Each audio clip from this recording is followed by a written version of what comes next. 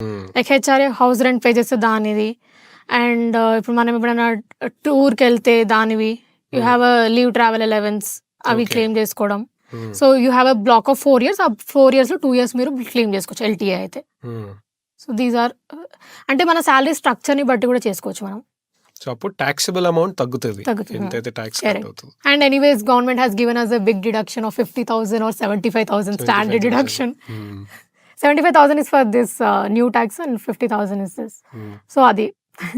నాకు చాలా చాలా అనిపిస్తదండి ఈ బిజినెస్ వాళ్ళు ఎన్‌జీఓస్ అని, ఫౌండేషన్ అని ఏదో ఒక పేరు పక్కన ఫౌండేషన్ అని ఉంటది.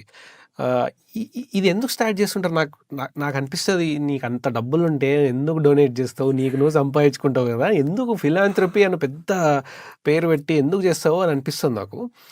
మీరేమంటారు? ఇది అసలు ఫైనాన్షియల్లీ ఏమన్నా టాక్స్ సిస్టమ్ కింద వాళ్ళకి టాక్స్ సేవ్ అయితదిరా అందుకే చేస్తారు అని చాలామంది అంటారు.